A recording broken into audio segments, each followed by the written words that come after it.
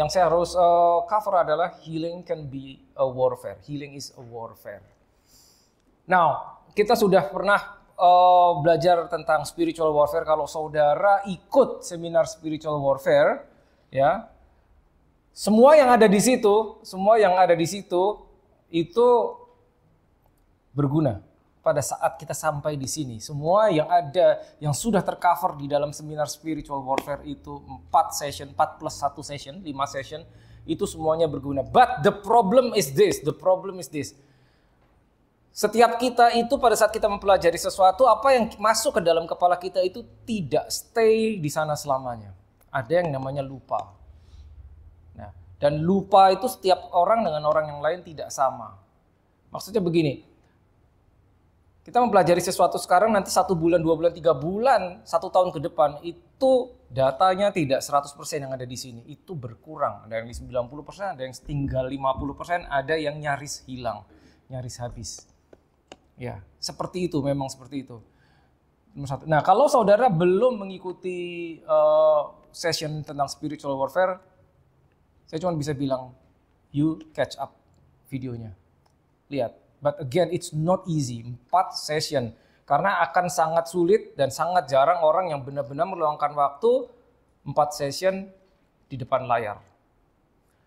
99,9% orang akan sambil melakukan sesuatu. Mau sambil nyetir, sambil masak, sambil olahraga, sambil doing something. Dengan demikian sekali lagi itu daya serap sudah akan turun. Dan biasanya yang paling sering hilang adalah segala sesuatu yang berkaitan dengan konsep. Sangat gampang hilang. Sangat gampang hilang berkaitan dengan konsep. Now, ini session 4 dan 5 harusnya hari ini. Dan untuk sampai di sini juga, saudara harus ingat yang 1, 2, 3 itu isinya apa. Ya, karena kita tidak punya banyak waktu untuk recall, membalik lagi, oke, dan seterusnya. Terutama yang berkaitan sama konsep. Jadi ingat bahwa kalau kita bicara tentang divine healing, konsepnya sama dengan salvation. Ya, konsepnya sama dengan salvation. Ya, sama dengan salvation. Salvation adalah sesuatu yang disediakan, diberikan buat kita. Sekali lagi itu konsep. Apakah semua orang menerimanya? Belum tentu. Apakah itu diberikan? Yes. Itu konsep. Jangan pernah lupa, sama dengan healing seperti itu.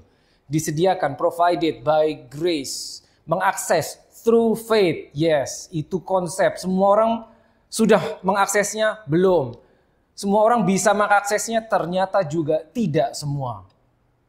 Ya, jadi beberapa konsep yang sama dengan salvation. Ya, jadi ingat terus bahwa itu it's in the atonement, healing sudah disediakan. Nah, jika saudara tahu karena saudara sudah melalui yang session 1-2, Som 1-2 tentang salvation, ya, saudara tahu bahwa pada saat kita bicara tentang salvation itu selalu begini. Oke, thank you. Thanks, very.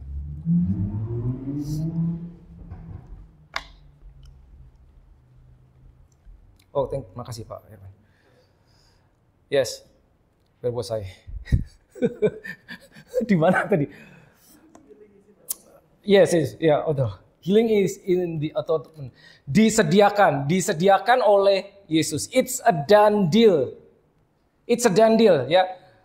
Jadi pada saat, gambarnya begini, pada saat seseorang lahir baru mengakui Yesus sebagai Tuhan dan Juru Selamat, bukan pada momen itu baru disediakan keselamatan, tidak.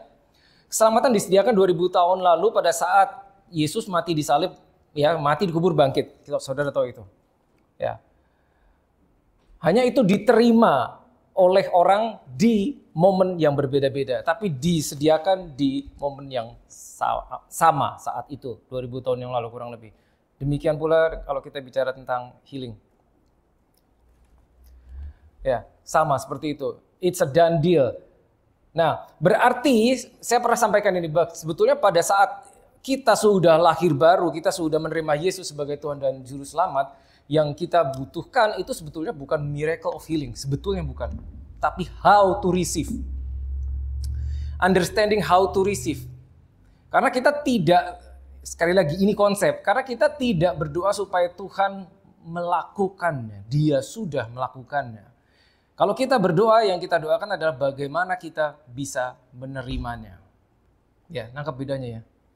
Ya, nangkap bedanya. Nah, pada saat kita masuk ke 2 session terakhir ini, Healing for Other People, ya, konsepnya ada begini saudara. Saudara akan melayani kesembuhan. Nah, saya tahu tidak semua dari kita akan masuk healing ministry. Tidak semua. Tidak semua. Jika ada 100 orang mungkin katakanlah 50% yang akan masuk, itu sudah sangat bagus ya. Pada saat seseorang dibekali dengan konsep, dibekali dengan training, apakah itu teoritis ataukah itu praktek, tidak semua orang melakukannya. Tidak semua orang mau melakukannya. Belum tentu, belum tentu. Belum tentu. Dengan alasan yang berbeda-beda. Dengan alasan yang berbeda-beda. Ya. Tapi sekali lagi yang berkaitan dengan konsep ya itu tidak boleh shaky. Yang berkaitan dengan konsep harus firm. Harus firm. Ya. Ada 3 cara. There are many different ways. Ada berbagai cara untuk ministering healing. Saya ambil 3 saja, tentunya lebih dari 3. Dan ini yang bisa dikatakan sangat umum. Saya bisa kasih lebih dari 3 sebenarnya. But this is very common. Nomor 1 adalah the presence. Melalui praise and worship. Nah, biasanya ini terjadi jika saudara hadir dalam sebuah katakanlah revival atau KKR. KKR. Tentunya KKR satu dengan yang lain tidak sama. Nah, cara yang pertama, the presence adalah membawa orang masuk ke hadirat Tuhan dengan cara praise and worship. Praise and worship dinaikkan. Sehingga atmosfer di tempat itu dipenuhi dengan hadirat Tuhan. Ya, now this is something real kalau saudara yang mengetahui ya konsep praise and worship. Ya, membangun atmosfer di mana hadirat Tuhan itu begitu pekat, mudah dirasakan. Sehingga orang-orang di tempat itu ya tanda kutip secara otomatis mengalami hadirat Tuhan, dan seringkali di tengah-tengah pujian dan penyembahan terjadi kesembuhan tanpa dikotbahin. Orang sembuh sendiri. Because they were touched by the presence. Ya, orang mungkin bertanya-tanya, but if you can understand the presence is real, the presence can bring the power of God. Ya, ini bisa terjadi. Ada beberapa healing evangelist yang menggunakan konsep demikian. Ya, baik di Indonesia maupun di luar negeri. Nah, cara kedua adalah the word. Apa? Mungkin di dalam sebuah revival atau KKR atau meeting dibagikan firman Tuhan yang berkenaan dengan healing. Sehingga orang mendengar firman Tuhan dan mereka terbangun imannya. Ya. Mereka mulai percaya dan terbangun imannya. Dan pada saat iman mereka sudah terbangun, dimulailah yang namanya ministering healing. Dan seringkali yang dipakai adalah confessing the word, confession of the word, ya, declaring the word of God. Jadi mereka ikut aktif mendeklarasikan firman Tuhan, mendeklarasikan kesembuhan sehingga terjadi atas tubuh mereka sendiri. Tapi mereka ikut aktif. Nah, tentunya yang pertama dan nomor 2 bisa gabung. Bisa gabung. Yang ketiga, release the power. Yang ketiga, ini sebetulnya goalnya yang nomor 3. Yang nomor 3 ini sangat berguna if you are on the street. Saudara ketemu orang yang saudara tidak kenal, saudara tidak punya banyak waktu, saudara bahkan tidak tahu dia orang percaya apa enggak, orang dari mana, latar belakang dia, saudara tidak tahu. Jadi yang nomor 3, it's your faith, not their faith. Benar-benar mengandalkan iman orang yang melayani, bukan iman orang yang dilayani. Bisa. Sangat bisa. Karena pada saat saudara di jalan ketemu orang, saudara tidak akan punya waktu sebentar. Yuk kita muji nyembah dulu. Enggak bisa. Ini kita di halte, kita di stasiun.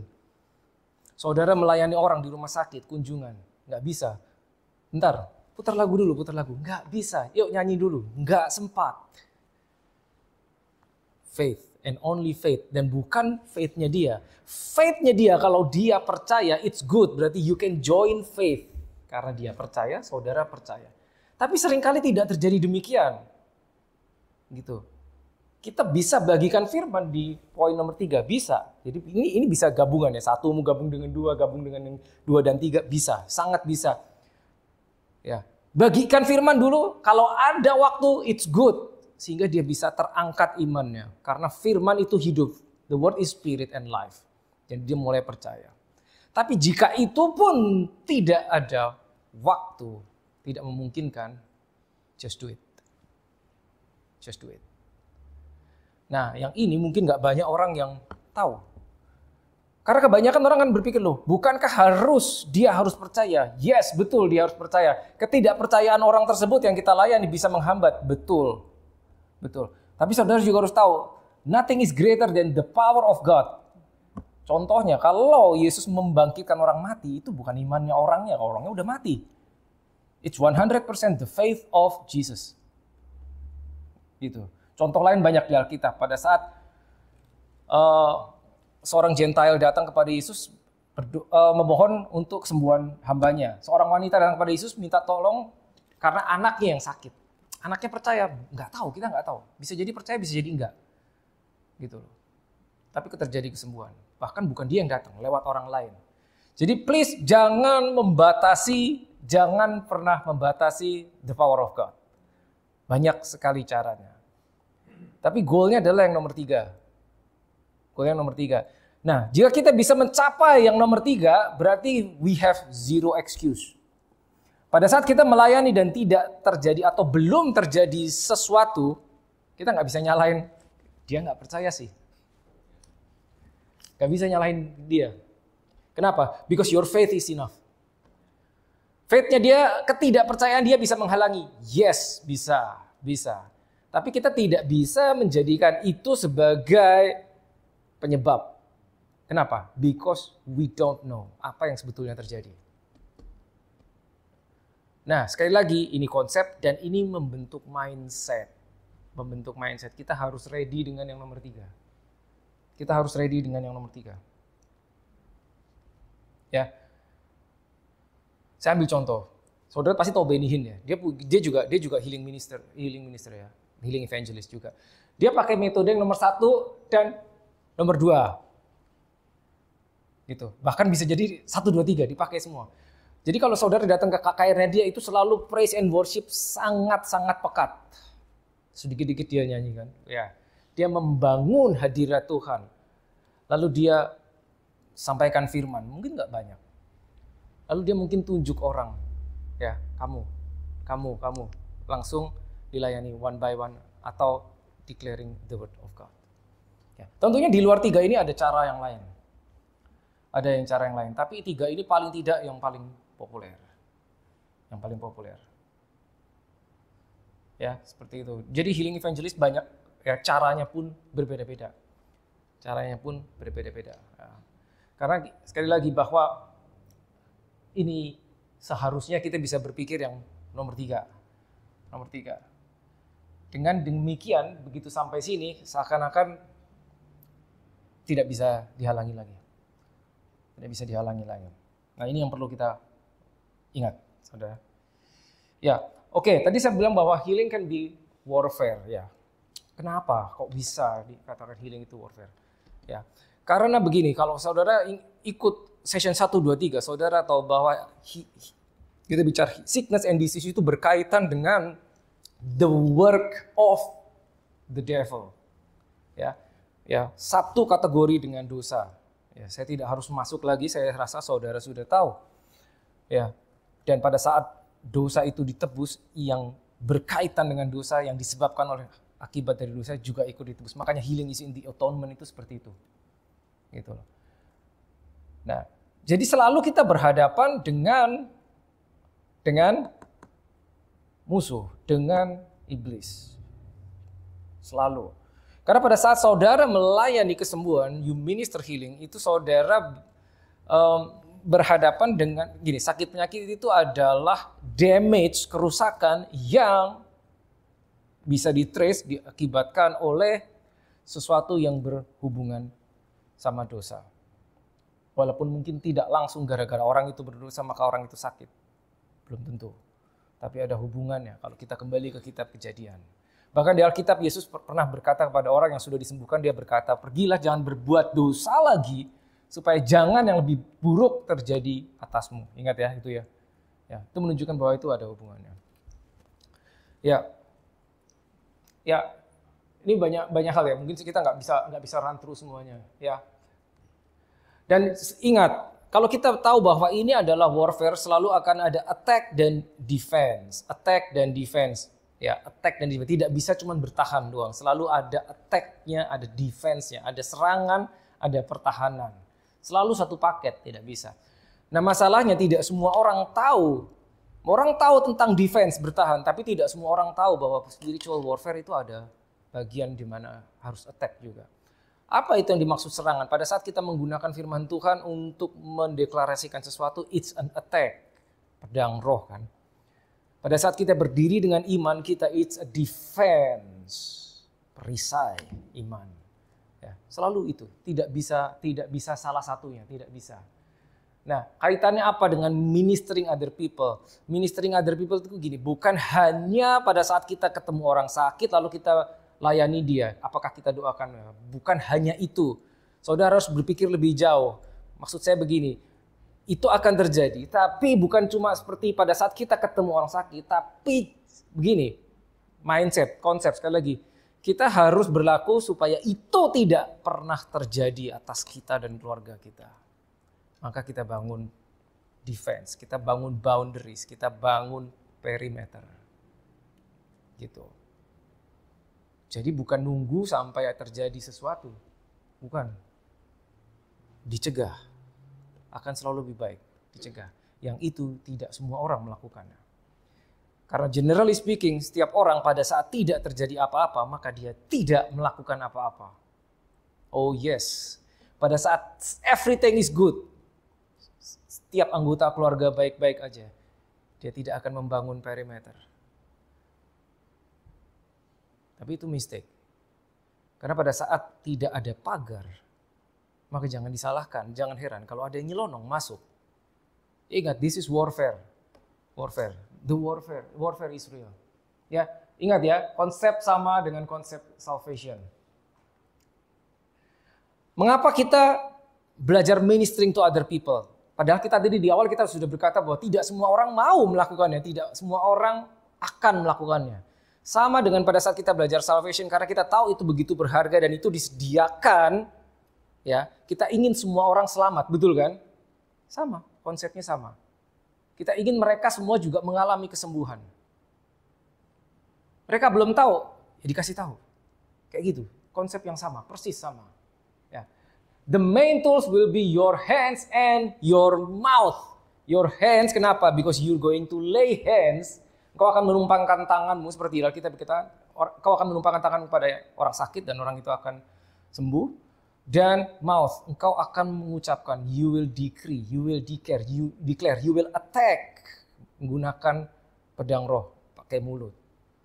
Tangan dan mulut.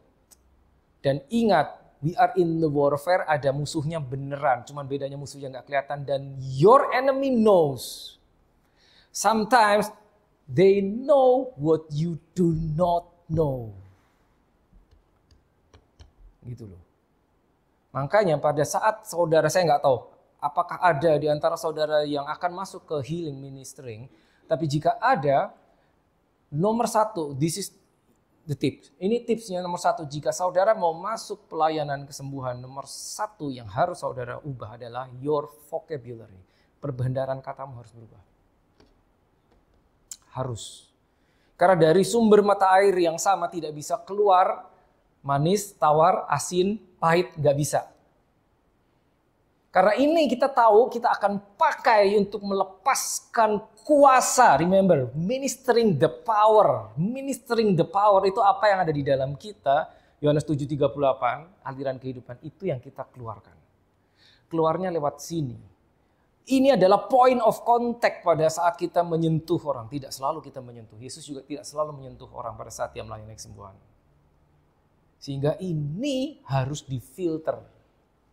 Gak gampang. Tidak gampang. Apalagi buat saudara-saudara yang suka bercanda. Kebiasaan bercanda. Oh, emang gak boleh bercanda? It's up to you. Tapi begini, bercanda adalah kondisi di mana you have to say something that you don't mean it. Bener kan? Bercanda tuh gitu tuh. Kita selalu akan mengatakan sesuatu yang tidak sesungguhnya kita maksudkan. Makanya itu disebut bercanda. Tapi tidak pernah ada di Alkitab Yesus bercanda. Nggak pernah ada. Gitu loh. Jadi seakan-akan semakin terbatas kehidupan kita. Semakin terbatas. Apa enak? It's up to you. Apa gampang? It's not. Yesus tidak pernah mengatakan akan tambah enak. Dia tidak pernah mengatakan akan tambah gampang. Tidak pernah. Tidak pernah. Dia cuma bilang, kalau kamu mau ikut aku, nih syaratnya. A, B, C. Sisanya terserah. Makanya saya bilang, tidak semua orang mau melakukannya. Tidak semua orang mau melakukannya. Ya. Karena kalau kita sering pakai mulut ini untuk mengatakan sesuatu yang tidak bermakna, jangan heran pada saat kita serius, maka musuh menganggapnya juga bercanda. Begitu loh konsep. You have to change your vocabulary. But again, it's up to you. Mungkin di titik ini banyak orang berkata, saya belum perlu itulah. Saya penting tak tahu aja cukup. It's okay, gak apa-apa. It's okay. Mungkin bukan saudara yang perlu. Orang lain. Mungkin keluargamu. Mungkin anakmu. Gimana kalau anakmu yang perlu? Dan kiri, kanan, depan, belakang gak ada yang bisa tolong. Dokter angkat tangan. Cuman ada engkau sendiri. Ya. Persiapan harus jauh dilakukan sebelumnya. Jangan sampai terlambat. Selalu begitu. Ya. In a warfare, it's crucial to watch what you say after you ministering. Ada seorang datang berkata, saya sudah lakukan, tapi kok saya tidak melihat apa-apa. Saya sudah deklarasikan firman. Saya sudah melayani kesembuhan, tapi saya belum melihat kesembuhan. Kok nggak pernah terjadi sih?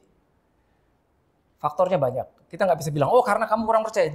Belum tentu juga. Bisa jadi dia sudah percaya. Belum tentu juga. Ada banyak faktor. Kita nggak akan menggali faktornya itu. Tapi kita sudah pernah membahas di pertemuan sebelumnya beberapa hal yang bisa menghalangi pada saat kita belajar healing for ourselves. But this is very important. Apa yang kita katakan setelah kita melayani kesembuhan? Sekali lagi itu yang keluar dari mulut kita. Karena kita bisa melepaskan firman Tuhan, melepaskan kuasa, tapi selesai itu ya kita membatalkannya tanpa kita sadar dengan perkataan kita. Makanya kalau saudara masuk ke healing ministry atau saudara mengenal seorang healing evangelist, katakanlah siapa sebutlah yang kelas dunia. Dia akan selalu hati-hati dengan ngomong. Dia tidak akan sembarangan karena dia tahu ini dengan mudah membatalkan apa yang dia ucapkan. Saudara ketemu orang sakit dan saudara mengimpartasikan kuasa, in the name of Jesus, be healed, I release life into your body. Udah kan, selesai. Dan saudara percaya pasti terjadi sesuatu. Oh pasti, tidak mungkin tidak. Pasti terjadi sesuatu karena firman-Nya tidak pernah gagal. Orang bisa gagal, tapi firman yang dilepaskan tidak akan kembali sia-sia. Kita sudah ngomong. Tapi habis itu diajak makan siang, ngobrol. Dalam obrolan, yang diobrolkan adalah, tadi sakit apa? Oh dia begini-begini, dia mengalami gini-gini. Lalu dibahas tentang penyakit. Bagaimana penyakit tersebut bisa masuk.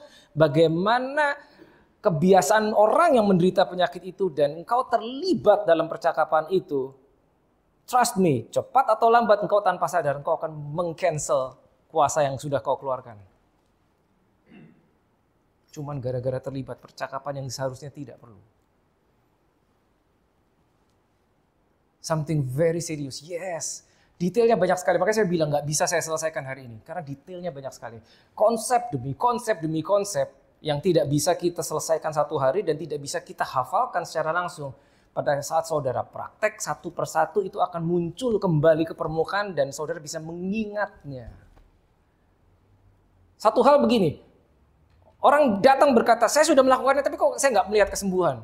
Berapa kali kau sudah melakukannya? 5 kali, lakukan yang ke-6. Saya sudah melakukan 10 kali, belum lihat, lakukan 11. Saya sudah 20 kali, lakukan 21 kali. Karena satu titik, kita nggak tahu yang keberapa, engkau pasti berhasil. Katakanlah seorang sudah melakukan 20 kali, belum berhasil. Dan dia stop. Jangan-jangan yang ke-21 adalah keberhasilan dia yang pertama.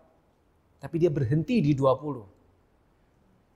Jadi konsepnya begini, musuh itu benar ada, iblis ada. Dia akan selalu berusaha menyetop kita, menghalangi kita jangan sampai kita mendapatkan the first success.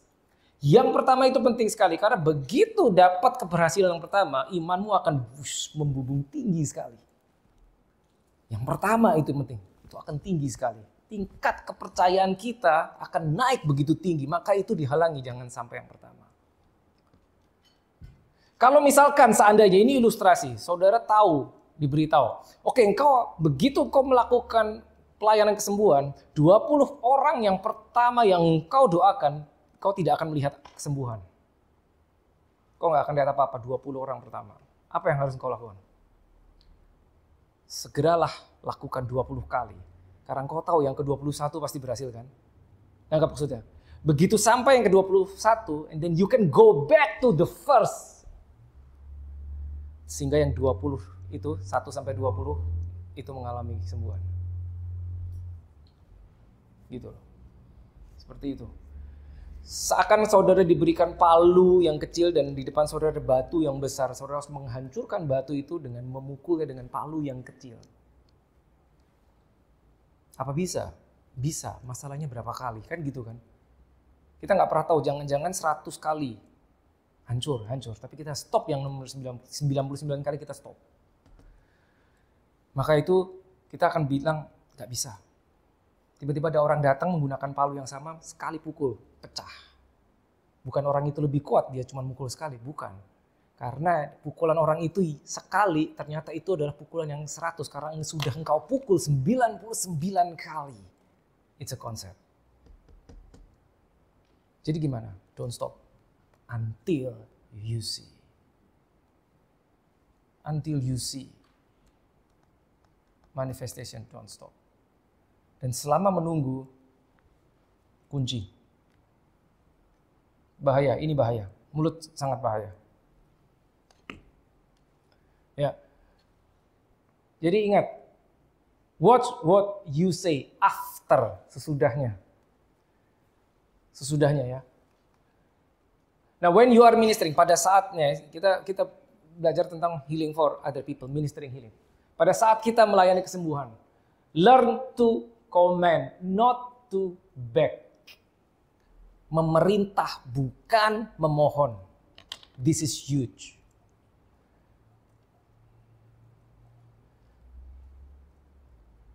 Kalau misalkan ada 30 orang di sini, dan saudara harus berdiri di depan satu persatu. Doalah, nggak usah praktek kesembuhan, doa aja. Perhatikan di dalam doanya, are you commanding or are you begging? Di dalam doamu itu, engkau memohon apa memerintah? Nggak bisa dibohongin itu, tidak bisa. Meskipun kita diberitahu, do not beg, you have to start commanding, tetap aja yang namanya tidak pernah is tidak pernah. Gak bisa. Practice. Gak bisa. Ini tidak otomatis saudara. Saudara diberitahu sekarang. Nanti pulang besok minggu depan. Belum tentu ada perubahan. Loh kok begitu? Yes memang begitu manusia. Memang begitu manusia. Kenapa? Karena natural kita tidak suka memerintah di dalam doa kita. Gak suka. Gak suka. Karena kita tahu bahwa sadar kita, mindset kita tahu begitu saya mulai memerintah berarti ada tanggung jawab. Bukankah lebih enak Tuhan please memohon supaya dia yang bekerja, dia yang bertindak. Karena itu membebaskan engkau dari tanggung jawab. It doesn't work that way. It's in the Bible. Mari kita buka Alkitab. Bagaimana Yesus berhadapan dengan orang sakit. Apakah dia pernah berdoa kepada Bapa di surga, Bapa sembuhkanlah dia. Orang lumpuh di depan Yesus, Bapa sembuhkanlah dia. Apa pernah? Satu kali aja. Gak ada. Apa yang dilakukan Yesus? Memerintahkan, bangkit dan berjalanlah. Melihatlah. Gak usah Yesus lah, muridnya. Petrus ketemu orang lumpuh. Bangkit dan berjalanlah. Komen. Di depan gerbang indah, Petrus berkata, "What I do have, I give you. Silver and gold, I don't have. But what I do have, I give it to you. In the name of Jesus of Nazareth, get up and walk." Apa itu? Perintah, komen. Ingat, warfare, you do not beg your enemy to give up. No. Di dalam peperangan rohani, engkau tidak memohon kepada musuhmu melakukan sesuatu. Tidak, nggak ada ceritanya. Tidak ada ceritanya. So do it correctly. Engkau memerintahkan with force. I know some of you will not like this. I know. Beberapa saudara tidak suka, beberapa saudara tidak nyaman. It's up to you. Memang seperti itu. It's in the Bible. Makanya nggak banyak orang mau masuk ke sini. Sekali lagi saya katakan apa? Saya belum perlu. Nah, everything is good. Saya baik-baik saja, saya tidak sakit, keluarga saya baik-baik saja. Gitu. Konsep penting sekali. Ya. Dan ingat, ini harus dilatih. Nggak bisa. Saudara ada di sini, di ruangan ini. Saya hanya memberikan informasi, dan informasi kalau saudara tangkap, saudara akan punya knowledge. Tapi tidak otomatis saudara melakukannya. Tidak. Karena di dalam hati saudara ada sesuatu yang melawannya karena tidak pernah. Percayalah, pada saat saudara kita nggak pernah melakukannya, pada saat kita mau melakukannya akan aneh rasanya. Karena nggak pernah melakukannya. Awkward. Jadi nggak otomatis. You have to push yourself. To do it correctly. Ingat ya, warfare kita tidak memohon musuh kita sesuatu, tidak. We command, we attack, we defend. Yesus melakukannya, we do it. Ya, it will not come naturally. Tadi kita sudah bahas. It against tradition. Nggak umum. Puluhan tahun mungkin kita jadi orang Kristen. Setiap minggu ke gereja. Atau setiap kali kita berdoa dengan saudara-saudara. Di rumah mungkin. 90% doanya adalah memohon. Bapa berkatilah, Bapa tolonglah, please help me. Sehingga itu membentuk mindset kita. Doa harus begitu. Open your Bible, lihat bagaimana Yesus melakukannya. Lakukan seperti itu. Udah gitu aja. Karena percuma kita berargumen kan nggak ada gunanya. Ya, it's against tradition. Apa yang tradisi lakukan itu belum tentu benar. Ya, sehingga kita lihat ya, what you have learned previously may hinder you to flow in the power of God. Power of God is real, the presence of God is real, but handling the power itu perlu latihan. Tidak semua orang bisa. The power is real, but to be able to handle the power and minister the power, itu perlu latihan. Tidak semua orang bisa. Tidak otomatis. Tidak otomatis. Kalau nggak bisa, nggak bisa. Gitu loh. Nggak tiba-tiba simsalabim langsung bisa. Nggak bisa. Nggak gitu. Latihan. Ya. You are sons, but it doesn't mean you automatically command. Ya, ini ya. Posisi status kita, identitas kita anak. Anak itu punya kuasa seperti ayahnya, seperti bapaknya. Bapaknya raja, berarti commander. Anaknya commander juga, belum tentu. Meskipun anaknya dikasih kuasa, nih kamu aku kasih. Apa lantas dia langsung memerintah? Belum tentu. Nggak bisa nggak bisa. Nggak mampu nggak mampu. Kenapa? Nggak pernah latihan. Kedua, nggak mau latihan. Now this is hard stuff. Ya. When you are ministering healing, you are ministering the power of God. Yohanes 7:30-an, barang siapa percaya kepadaku, seperti yang Alkitab katakan, dari dalam dirinya akan mengalir aliran-aliran kehidupan. Aliran-aliran kehidupan. Rivers of life. Mengapa pada saat menumpangkan tangan, is a point of contact, maka yang di dalam saudara, yang air kehidupan, aliran, rivers of life. Ingat ya, waktu itu di mungkin session 2, saya bilang pada saat saudara sudah belajar tentang divine healing, kalau saudara buka Alkitab dan saudara menemukan kata kehidupan, you have to stop and meditate and look the context. Look at the context, kehidupan. Karena sickness, disease, sakit penyakit itu adalah kematian yang hanya bisa ditangkal oleh kehidupan. Nah, bayangkan aliran kehidupannya sudah di dalam saudara.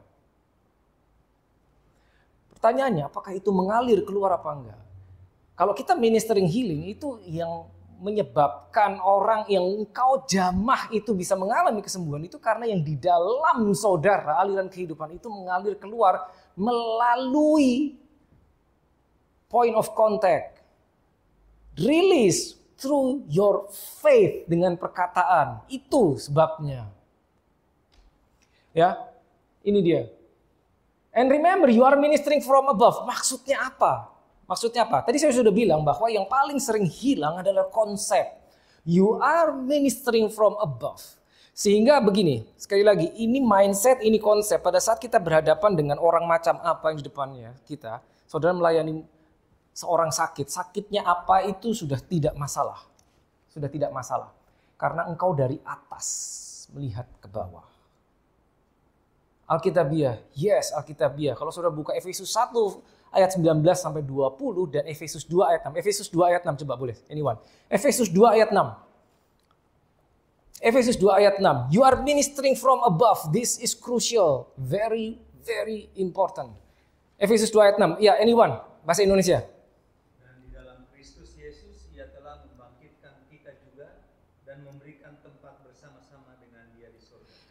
Dia membangkitkan kita dan memberikan tempat bersama-sama dengan dia. Di mana?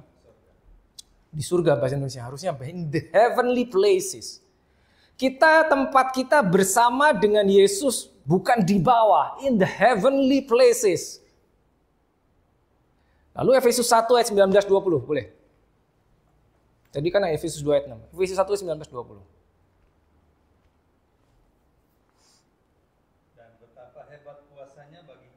Betapa hebat kuasanya bagi kita, slash bagi semua orang juga, yang sesuai dengan kekuatan kuasanya yang dikerjakannya di dalam Kristus dengan membangkitkan dia dari antara orang mati, yes, dan mendudukan dia di sebelah kanannya di sorga. Dan mendudukan Yesus di sebelah kanan Bapa in the heavenly. So where is Jesus? Up there in the heavenly places, duduk di sebelah kanan Bapa, betul kan? Itu ayat 19-20. Dan Efesus 2-nya kita ditudukin di situ. Now I have to do it again. Yesus didudukan di sebelah kanan Allah Bapa in the heavenly places. Jauh melebihi segala kuasa. Terus kita didudukkan di situ. In Christ Jesus. Jadi pada saat saudara ministering power, mindset saudara harus on terus. Your consciousness, your awareness harus on terus bahwa saudara di atas, apapun bentuknya itu di bawahmu. Gitu. Awareness. Perlu latihan. Karena biasanya begitu sudah on the street, kita berhadapan dengan something itu buyar, lupa semua. Konsep-konsep hilang semua.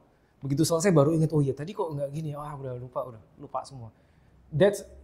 Itu yang sering terjadi. Lihat, there are things you have to know before you start the war, before you start fighting the enemy, or the result of his work. Waktu itu saya ingat, Yosi pernah tanya, bukankah kalau ada dikatakan kalau mau jadi detektif yang handal, dia harus tahu atau mempelajari pola pikir penjahat. Di Alkitab ada 2 Korintus 2 ayat 11 dikatakan supaya kita tahu maksud maksudnya iblis itu apa. Kita harus tahu maksudnya dia. Bukan cuma tahu maksudnya dia apa, kita harus tahu cara kerja musuh seperti apa. Makanya kita belajar spiritual warfare, bukan to glorify the enemy, tapi untuk mempelajari strategi dia. Sehingga pada saat sesuatu terjadi kita tahu, oh ini hanya strategi. Oh, this is just a lie. Kita tahu maksud dia apa. Kita tahu dia akan menyerang dari mana. Kita tahu bagaimana dia akan menyerang. Kita tahu counter attack-nya akan terjadi kapan, bagaimana, seperti apa. Kita tahu yang mana yang harus kita pasangi pagar. Kita tahu yang mana yang harus kita lindungi. Kita tahu bagaimana melakukannya. This is real thing. Banyak yang harus dipelajari. This is something yang kita nggak pernah dengar dari mimbar, saudara. Memang nggak pernah dikotbahkan di mimbar. Terlalu kompleks. Ya, kita harus tahu mereka kekuatan lawan seperti apa. Treat the sickness like an enemy. Kita memperlakukan sakit penyakit itu seperti musuh. Sehingga apa? Kita usir. Seakan-akan itu person. In the name of Jesus, I command. Sebut nama penyakitnya, to leave this body. Usir. Gitu. Seperti seakan-akan orang kita usir. Gitu ya. Now you are carrying eviction notice. Like a police officer and not a judge. Tahu maksudnya apa? Eviction notice. Eviction notice. Jadi saudara membawa surat resmi masuk ke dalam rumah. Surat itu berkata siapapun penghuni rumah itu ilegal dan harus pergi. Jadi surat itu adalah surat resmi yang memberikan saudara wewenang untuk mengusir penghuni rumah tersebut. Gitu. Karena penghuni rumah tersebut ilegal. Saudara berhadapan dengan orang sakit. Di hadapan saudara. Saudara bayangkan saudara membawa surat resmi. Legal document. Yang membuat saudara bisa berkata siapapun engkau yang menghuni rumah ini engkau harus angkat kaki. Karena engkau ilegal. So the person, orang yang sakit itu seakan-akan jadi battleground. Di mana di dalamnya ada penghuni ilegalnya yaitu sakit penyakit. Dan engkau datang mengusir yang ilegal. Dan membebaskan rumah itu / the body, that person, dari segala sakit penyakit. And not a judge. Not a judge. Maksudnya apa? Karena kalau saudara masuk ke healing ministry, saudara akan pernah berada di kondisi di mana saudara harus melayani kesembuhan seseorang. Tapi saudara tahu dalam hati ini orang bukan orang baik.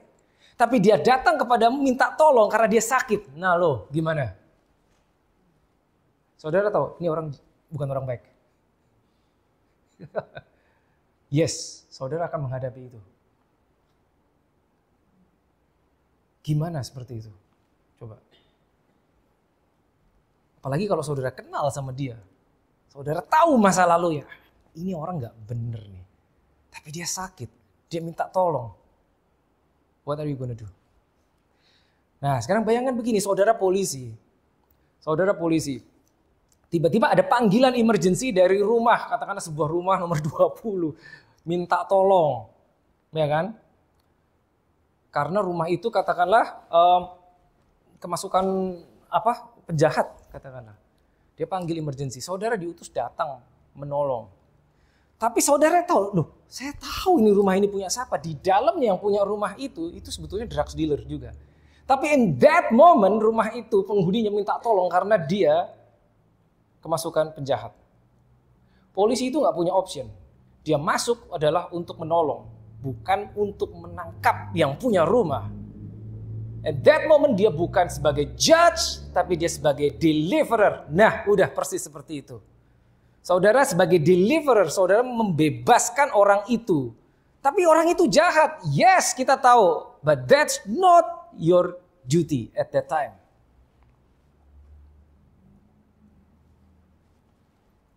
Gak gampang. Tidak mudah. Akan terjadi. Yes, akan terjadi. Yang berada di depan saudara orang yang saudara tahu dan menyebalkan dan kau kenal. It's not easy. Saya pernah suatu saat. Ini lagi doain banyak orang. Altar call. I know someone. Ya. Bukan orang jahat. Tapi saya tahu dia gimana. Tiba-tiba saya lagi doain orang, tiba-tiba begitu. Ini kan gini kan. I prophesy over people. Prophesying itu berarti nggak sama. Satu orang sama lain yang keluar dari mulut nggak sama. Tiba-tiba di depan ada orang begini. And I know exactly ini orang kayak apa. Masa saya skip, sorry yang ini nggak ganti. Gak bisa. Dia udah begini merem di depanmu, mau ngapain coba? And then you know who he is. It happened to me.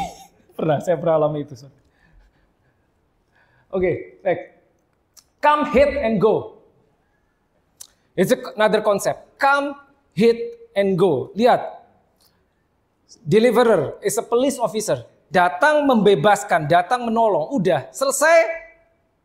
Habis itu ngopi bareng gitu sama punya rumah polisinya. Selesai, pergi. Nah, ini konsep. Nah, begini. Saudara ikut healing training satu tempat lain pasti nggak sama. Nggak sama. But this is what I learned. Come, hit, and go. And it will save a lot of time and a lot of mental pressure. Karena begini. Come, hit, and go. Saudara datang melayani kesembuhan. Dah, ketemu orangnya, saudara layani, saudara doakan, ya. You release the power of God, you set them free, selesai, pergi. Jangan ngobrol. The problem is kalau saudara kenal dan diajak ngobrol. Tahu nggak kenapa? Jangan ngobrol. Karena yang terjadi begini.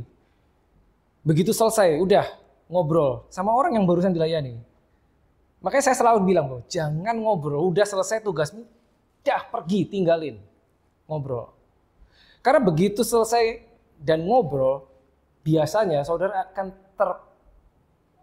terikat, terlibat dengan yang namanya pembicaraan yang berkaitan dengan apa yang barusan saudara doakan. Dan titik itu saudara akan bermain, pikiran kita, mindset kita akan berputar dan waduh tadi harusnya nggak gini ya. Karena ini baru tahu nih, baru ngobrol kan sesudahnya udah selesai. Waduh tadi harusnya gini, tadi kenapa aku ngomong gitu. Bisa nggak tidur malam itu saudara. Apalagi dia menceritakan dan dia udah mulai curhat. Saya yakin dia pasti akan curhat bahwa penyakit dia itu begini. Titik itu engkau akan terintimidasi. Karena apa? Ternyata parah. Gimana kalau nggak sembuh dia bisa mati dan seterusnya. Come, hit the problem, leave. It will save you. Apa Yesus pernah habis melayani orang kesembuhan terus ngobrol gitu? Pernah? Gak ada. Dan ternyata Yesus tidak pernah memberikan konseling. Gak ada kan? Di Alkitab tidak ada ternyata Yesus memberikan konseling.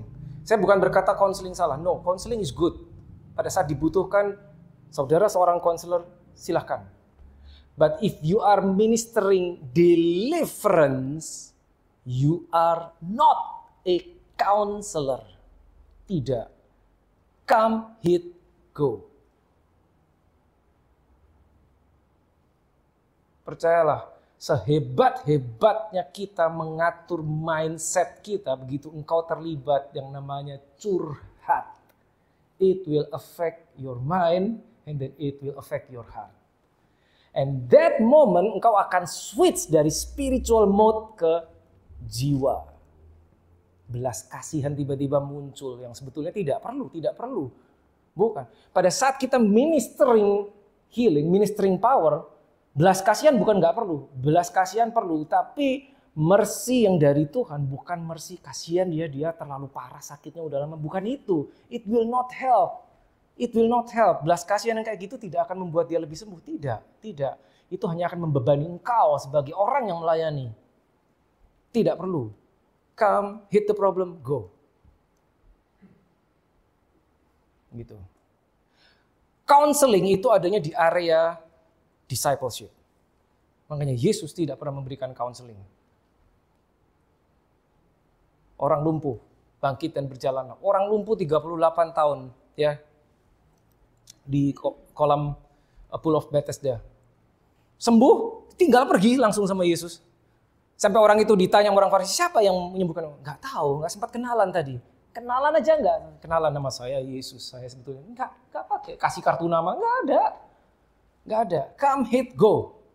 Konsep dari mana? Di Alkitab. Itu di Alkitab, seperti itu. Di Alkitab, seperti itu. Very important to remember. Ya sekali lagi mungkin saudara tidak masuk ke situ. Just in case saudara berada di situasi seperti itu, you remember. You remember. Saya pernah mengalami ini beberapa, nanti saya cerita. Nah, tadi ini udah. The person is like a battleground. You can't expel, uproot the enemy from the ground. You don't ask the ground to a certain degree. Ya, tentunya kita bicara healing ini bukan hanya sakit penyakit fisikal tapi juga mental. Anything, segala sesuatu yang abnormal, segala sesuatu yang ilegal, segala sesuatu yang tidak seharusnya ada di dalam orang itu, ya, dengan kuasa Tuhan, usir. Usir. That's the concept, ya. When ministering is like releasing the power of God to fix the damage. To fix the damage. Maksudnya apa? Fix the damage. Orang sakit itu begini. Ya ingat ya, sakit penyakit tadi kita udah tahu. Sakit penyakit itu ada kaitannya dengan the work of the devil. Meskipun tidak langsung. Betul ya? Ingat ya, di konsep. Karena rootnya berasal dari sin. Kejadian, kitab Kejadian. Sebelum manusia jatuh ke dalam dosa ya. Pasal 1, 2, 3. Nah, fix the damage itu gini. Orang sakit, jadi pada saat seseorang sakit, sakit fisik katakanlah ya. Ingat, itu adalah akibat the work of the devil. Pada saat penyakitnya sembuh, misalkan dia penyakitnya penyakitnya sudah sembuh atau penjahatnya iblis sudah keluar, kita usir keluar. Tapi kerusakannya masih ada. Result, the damage, bekas kerusakan yang disebabkan oleh musuh itu masih ada. Ingat ya, warfare. Musuh berhasil diusir keluar dari arena, betul, that's good, that's number one. Tapi kerusakan yang disebabkan oleh perbuatan musuh masih ada. Itu dua hal yang tidak sama. Tidak sama. So you're gonna be dealing with the enemy, ya. Spirit of infirmity namanya. Spirit of infirmity itu adalah roh apapun yang bukan berasal dari Tuhan yang menyebabkan seorang sakit. Jadi gini tipsnya, kalau saudara berhadapan sama orang sakit, dia minta tolong disembuhkan. Ya, minta tolong didoakan. Tapi dia nggak tahu apa kesalahan dalam dirinya. Tapi dia sakit. Saudara pernah dengar kan, ada orang yang sakit, tapi secara medis diperiksa lab, segala everything's fine. Tapi dia sakit, jelas-jelas dia sakit. Dia merasa dia sakit. Orang bisa lihat dia sakit, you can tell that ini orang sakit. Tapi medis tidak bisa mendeteksi apa-apa. Most likely at that moment it's caused by spirit. Istilahnya spirit of infirmity. Roh yang menyebabkan orang tersebut sakit. Nama rohnya apa? Doesn't matter. You don't know the name, that's fine. You address the spirit and tell the spirit to go. Eviction notice, ingat ya. Eviction notice, you are illegal, get out, leave this body. Nah, berhasil diusir, dia kan badannya pernah rusak gitu. Nah, berarti dia perlu yang namanya restore. Di-restore yang sudah rusak itu harus dibenahi. Itu namanya dealing with the mana tadi? To fix the damage. Nanti saya kembali ke situ ya. Jadi dua hal yang berbeda. Ya. Saudara harus melepaskan ya restoration, be healed and restored. Supaya katakanlah ada sel-sel dalam tubuh dia yang sudah rusak itu diperbaiki semuanya, kembali normal. Makanya kalau saudara baca di Alkitab saudara, be healed and be made whole. Yesus bisa pakai dua hal. Be healed. Be made whole. Kenapa dia pakai be healed? Tapi kesempatan lain be made whole. Be made whole itu slightly different dengan be healed. Be healed oke, dia sembuh. But be made whole, you cannot find one single trace of the damage. Karena made whole, di restore completely. Beda. Ya. So you must have a firm knowledge about the power and authority. You are releasing life into something dead. Ingat ya, life, dead. Penyakit itu adalah dead. Dia hanya bisa ditangkal dengan life. Ministering healing, you are ministering life. Makanya Yohanes 7:38, barang siapa percaya kepadaku, dari dalam dirinya akan mengalir aliran kehidupan. Life. So make sure saudara harus punya itu aliran kehidupan. Pertanyaan, bagaimana supaya punya? If you are born again, you have it. Kalau saudara lahir baru, saudara sudah punya itu. Karena Alkitab cuma bilang, barang siapa percaya kepadaku, seperti yang kitab suci katakan. Saudara percaya dengan Yesus, saudara ada aliran itu. But the problem is adalah saudara aware apa tidak. Cuman itu. Meskipun itu ada di dalammu, jika engkau tidak aware, mostly you cannot use that. Because you don't know if it's there. Nggak nyadar bahwa itu sebenarnya sudah ada. Ya. Jadi ministering life, releasing life into something dead. And be expectant. Expectant has zero doubt. Expectant itu begini. Memang kita konsepnya adalah come, hit the problem and go. Tapi bukan cuma go, ditinggalin. Enggak. But you expect something to happen. Meskipun kita nggak lihat, karena kita udah tinggalin. Kita udah ministering healing, udah habis itu tinggal. Kita nggak ngobrol sama dia. Tidak. But you expect. Apa yang telah engkau lepaskan itu akan menghasilkan sesuatu. Nah, mentalitas kita tuh harus begini. The Bible is real, the Word of God is real, the presence of God is real, the power of God is real, and the power is in you. That mentality, konsep. Ingat, begitu engkau lepaskan mentalitas, watch this, mentalitasmu adalah begini. Tidak mungkin tidak terjadi sesuatu. Tidak mungkin. Tidak mungkin. Tidak mungkin tidak terjadi sesuatu. Meskipun kita nggak lihat, habis itu kita tinggal pergi. Tidak mungkin tidak terjadi sesuatu. Mengapa? Bukan kita yang sok tahu, tidak. It's in the Bible. You release the word of God, you release the power. Tidak mungkin tidak terjadi sesuatu. Itu mentalitas, itu konsep yang harus dipegang. Seperti itu. Makanya dari situ kita bisa expectant, kita bisa mengharapkan sesuatu. Meskipun kita nggak lihat. Atau mungkin kita nggak ketemu orang itu lagi kapan. Sampai kapan tahu. Mungkin you are on the street, nggak pernah ketemu lagi sama dia. But you know that you know something has happened. Begitu saudara. Seperti itu. The enemy will push you to look at your condition, situation instead of your identity. Ya, ini sering sekali. Ini salah satu taktik untuk melemahkan dan menghentikan. The enemy knows that they cannot stop the power of God, so they will try hard to stop you and make you doubt. Karena dia tidak bisa menghentikan kuasa Tuhan, maka yang dihentikan adalah orangnya yang dipakai Tuhan untuk mendeliver the power. Powernya nggak bisa di stop. Iblis tahu. Orangnya bisa di stop. Orangnya bisa dibuat ragu. When you deal with the enemy, operate in exousia. When you deal with the result of the damage caused by them, use dunamis. This is huge. Kalau saudara masih ingat apa itu exousia, saudara masih ingat apa itu dunamis. Exousia adalah otoritas. Dunamis adalah kuasa atau power. Pada saat saudara berhadapan dengan pelaku kejahatannya, ya, roh apapun yang ada di dalam sakit penyakit, di balik kelemahan, saudara gunakan otoritas untuk mengusir keluar. Eviction notice, ya, usir keluar, otoritas. Ngomong aja, usir keluar. Tapi ingat, ada kerusakan itu. Nah, saat saudara mau mendandani kerusakannya, saudara harus merilis another kind of power yang namanya dunamis.